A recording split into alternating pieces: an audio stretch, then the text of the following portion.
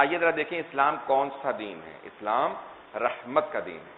اسلام داعش کا، آئسس کا، ظالموں کا دین نہیں ہے۔ اسلام حبیب خدا، رسول خدا کا دین ہے۔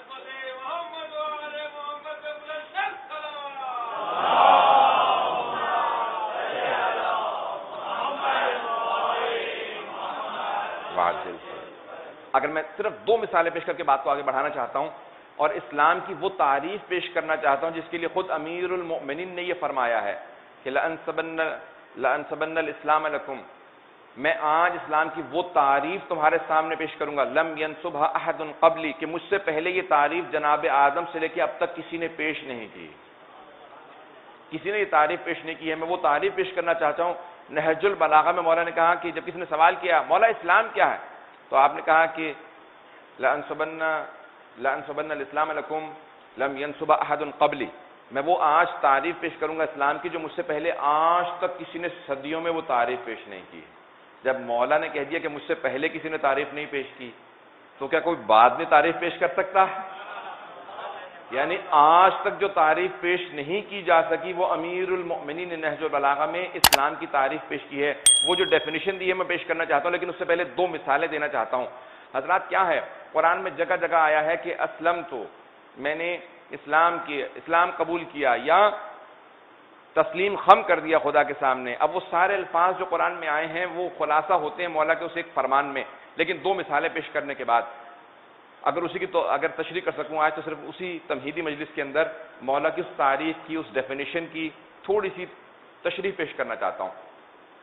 حضرات تاریخ میں اسلام کیا ہے؟ آج کے موجودہ دہشت گردوں کو سب کو بتا دیجئے کہ اسلام کا نام استعمال مت کرو، جاؤ کسی ایسے ظالم کا جس کا جیسے کوئی ہٹلر ہو، کسی قسم کا جیسے اسٹالن ہو، جیسے صدام ہو، اس کو اپنا آئیڈیل بناؤ، اس جیسا اپنا حلیہ بنا لو، لیکن کبھی بھی کوئی ایسا کہ جیسے رسول خدا کی مہر کے پرچم کو اپنا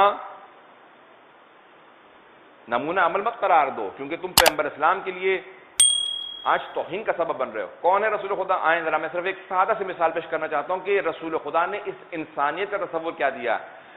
جس دین کے اندر غلاموں کی یہ اہمیت ہو کہ ختمی مرتبت ایک اپنی مسجد سے نکل کے کسی جگہ جا رہے ہیں، راستے سے گزرتے ہوئے کچھ غلام زمین پہ، کچھ حبشی غلام زمین پہ بیٹھ کے کھانا کھا رہے تھے، جن کے پاس صحیح لباس پہننے کو نہیں ہوتا تھا، گھر نہیں ہوتا تھا، کھانے کو جو ان کے مالک بچا کچا دے دیتے تھے وہ وہی کھا لیتے تھے، وہ حبشی غلام زمین پہ بیٹھے کھانا کھا رہے تھے۔ ایک مرتبہ آواز دی، کہا یا رسول خدا ہم مسلمان ہیں، ہم آپ پہ ایمان رکھتے ہیں، آپ کے کہنے کے بعد ہم ایمان لے آئے، ہمیں ہمیشہ سے حسرت رہی کہ اے کاش ہمارا مکان ہوتا، ہمارے پاس گھر ہوتا، ہم آپ کو دعوت دیتے، آپ ہمارے گھر تشریف لاتے۔ تو پیغمبر اسلام نے کہا کون سی چیز تمہیں روک رہی ہے دعوت کرنے سے؟ کہا یا رسول خدا ہم زمین پہ سڑک پہ بیٹھ کے کھانا کھاتے ہیں۔ کہا یہیں دعوت دو، میں یہیں پہ کھانا کھاؤں گا۔ کہا مجھے یہیں دعوت دو، میں یہیں پہ کھانا کھاؤں گا۔ کہا یا رسول خدا ہم حقیروں کے ساتھ، ہم فقیروں کے ساتھ زمین پہ بیٹھ کے، کہا تم دعوت دو پھر دیکھو میں آتا ہوں یا نہیں آتا۔ کہا یا رسول خدا ہم سب ابھی دعوت دیتے ہیں۔ آپ نے فوراً وہیں پہ اپنی ابا بچھائے، کہا میرے ساتھ آؤ، میرے ساتھ بیٹھ جاؤ۔ ان کے ساتھ فوراً زمین پہ بیٹھے۔ جب کھانے کے لیے آپ نے ہاتھ بڑھایا تو ایک خاتون وہاں سے گزر رہی تھی، انہوں نے فوراً آواز دے کے کہا یا رسول اللہ تاکلوا العبید، عبید کہتے ہیں غلاموں کو، بندوں کو۔ کہا یا رسول خدا آپ تو بندوں کی طرح سے کھانا کھا رہے ہیں۔ تو آپ نے فوراً جواب دیا، کہا مجھ جیسا اللہ کا بندہ کون ہوگا؟ اگر میں ان کے درد کو محسوس نہیں کروں گا جو آیا ہی انسانیت کے درد کو محسوس کرنے کے لیے ہے۔ اللہ نے ایک لفظ اپنے لیے استعمال کیا، رؤوف۔ اللہ رؤوف و رحیم ہے۔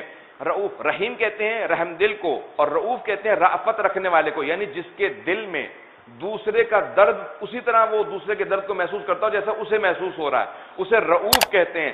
حضرات اللہ نے یہی لفظ رسول خدا کے لیے استعمال کیا۔